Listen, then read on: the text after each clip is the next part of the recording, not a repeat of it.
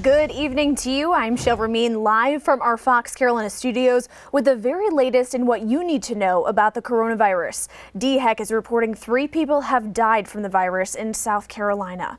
There are now 46 new cases of COVID-19 in the state, bringing the total to 173. The outbreak has spread to 30 different counties. Greenville has the third most in the state, with 17 behind Richland and Kershaw counties. The South Carolina National Guard has distributed supplies to more than 40 counties in the Palmetto State.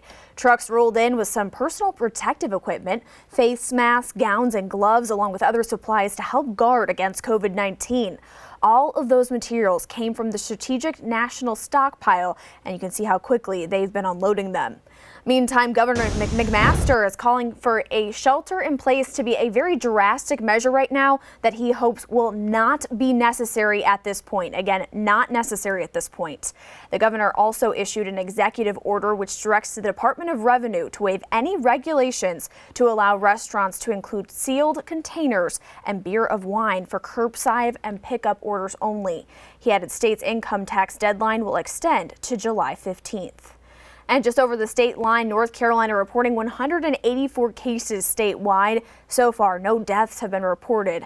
Over in western North Carolina, 2 counties, Buncombe and Henderson, have reported their first cases. However, this is not the first person to test positive within Buncombe County.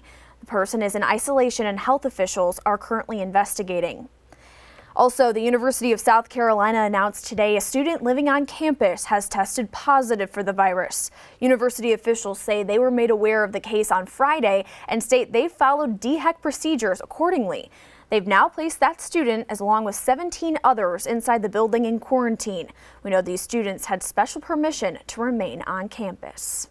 And stay with Fox Carolina for continuing coverage. The very latest is always inside of our Fox Carolina News app. Follow us on Twitter and Facebook, and we'll see you right back here for the 10 o'clock news.